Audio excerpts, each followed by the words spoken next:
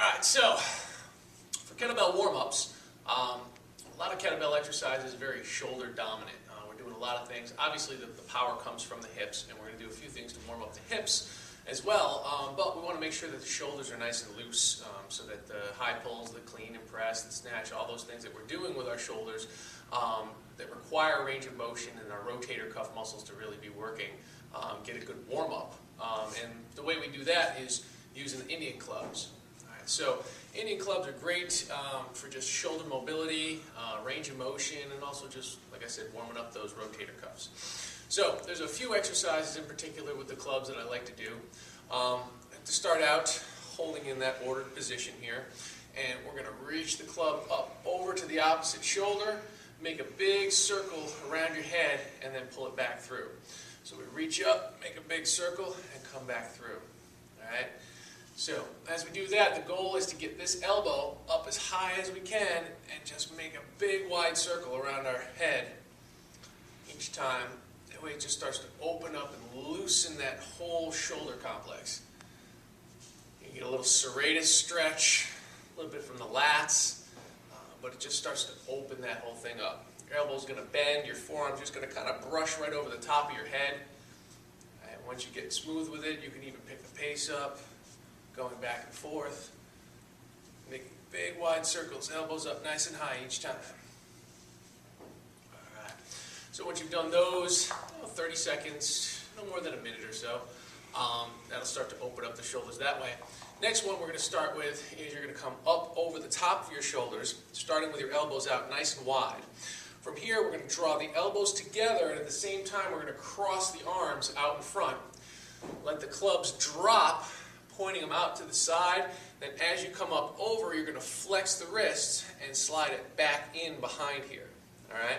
So you cross out wide, flex up. So you start with the elbows wide, you bring them in, out, back, wide. In and out, back, wide. Good. And as you get more smooth with this, you can start to pick the pace up, and then there's less of a pause between each one. So it just moves out wide, back in, out wide, back in. Letting momentum carry the club most of the way down to up, then just gently flexing my wrist and bringing it back behind my head. And then I cross again and back up. All right, so again, 30 seconds, a minute or so on those. All right, our next one is going to get a little bit more into the position of the kettlebell swing. So we're going to start out, same position overhead, only this time we're going to squat down, rotate the thumbs back, swing through, and then pull and slide them back up. All right? So from an angle, back is tall, butt goes out, rock into the heels, and swing back through. Just like a kettlebell swing, where we're sticking our butt out, rock into the hips, and when we swing, the only difference is you're swinging back with the clubs up over your shoulders. Down, back up. Down, back up. Now rotate my thumbs out as I come under, because if I keep my hands straight, it puts a lot of stress on that forearm right there. We don't want to do that, so we're just going to rotate the thumb back and then pull it back as we come through. Rotate, back through. Butt is out, rotating through. Nice and smooth. All right, our last exercise, we're going to start out in that same position behind the shoulders, only this time we're going to press straight up for the ceiling and then out, make a parallel circle all the way around, and then flex and slide them back in. All right, belly button is tight, back is tall, we press out, let the momentum swing through, and then I pull back behind. Out, up, and behind. So, you want to try to make it so your body's not doing much of the motion, just your arms and shoulders are moving through. Making a big circle, back up, and flex those wrists to bring it back in. Swing through, flex it in. All right, then we go back the other way, swing through. Again, 30 seconds or so on each side. If you want, you can go back and forth, swing one way, back up, swing the other way. Again, just trying to loosen up, warm up those rotator cuff muscles. All right, so that's going to be our first 4 exercises of the kettlebell warm-up, and we're using the Indian clubs for those. The next ones, we're going to go down and start practicing some of the hip motions to warm up for the kettlebells. All right, so the next part of warming up for kettlebell exercise is going to be getting the hips ready to go. Hamstring flexibility, hip mobility is really important. Also engaging the glutes on any of our swing exercises is going to be hugely important. And then finally making sure that our abdominal muscles are engaged and supporting that trunk so that the back is protected the whole time. So what we're going to work on first is a couple of just stiff-legged deadlifts using the kettlebell. So go ahead and bend it first time to grab your kettlebell. Once you grab, posture up nice and tall, and we're going to squeeze our shoulders back and down. All right, drop them away from our ears, and I want to engage the lats, these big muscles right under here, and squeeze and pull back. From here, I'm going to narrow my stance to about shoulder width apart, keeping my posture tall and my spine as long as I can. I'm going to stick my butt out, slight bend in the knees so they're not locked, and then I'm going to lower down until I feel hamstring stretch.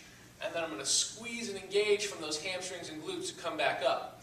So the goal is to get my butt out as far as I can and bring the kettlebell as close to the ground as I can without letting my shoulders round forward. So at the bottom, you should never relax your shoulders to get more distance to the floor, because look what happens to my back. All right? On the contrary, if I keep my shoulders back and down, now I'm hips and hamstrings, I'm stretching, come back through. Butt out, stretch, and come back through. Posture is tall the whole time, so I'm engaging the hamstrings and the glutes, stretching, and then pulling and squeezing through them on the way up. All right? Now, after we do, 10 or so, 12 maybe of each of those, we're going to come over here and start to squeeze the glutes and warm up. So, obviously, from our kettlebell position, when we're doing a swing, it's that butt out hamstring position that we're looking to get to with that hip hinge. Now, after that, once you engage those hamstrings, to come back up through your swing, you have to forcefully engage your glutes. A lot of people have trouble engaging the glutes. So what we're going to do is we're going to lie down to warm up, and we're going to do some back bridges. So on your back, heels close to your butt, you're going to press and lift your hips up as high as you can. At the top, we're squeezing with our glutes, and then we're going to lower down, touch but don't rest, wait, and then drive and squeeze back up. Touch but don't rest, wait, drive and squeeze up. Now I'm rolling back onto my shoulder blades and squeezing my glutes, and down and drive back up. You can engage it further by doing a single leg bridge position. Now we're down, drive and squeeze that glute. Down, drive and squeeze that glute. Try to keep your belly button tight and don't let your core twist. Same thing on the other side. Down, drive and up. Down, drive and squeeze that glute. All right. The purpose of this one is just to engage those glutes as much as you can, get them to start feeling some warmth and some blood flow so that when we start engaging our swings, those muscles can fire. All right. If you have trouble activating your glutes through that range of motion, you want to stretch and warm up and practice some more before you try to start going into a kettlebell swing, because if your glutes not firing properly, you're going to put a lot of stress on your low back. All right. The last exercise that we're doing here to get the core engaged, so let's put the pieces again together. We're talking hamstring, hip hinge here, right, to engage. Then we squeeze the glutes, fire it. Now, as that bell comes up, we still have to stop our hips from going too far forward. We don't want to overarch at the top of a swing, so we need those abdominals to engage, right? Squeeze in nice and tight so that as I come through my swing, I come up, engage the glutes, and then boom, I lock that elbow right in place. Lock the abdominals right in place, lock the glutes in place, and that's what gives me the power for my bell. So, to fire all these up, we're going to go right into a plank position. So, elbows and toes if you can. Knees are okay, but obviously we want to be up in toes if we're doing a plank if you can.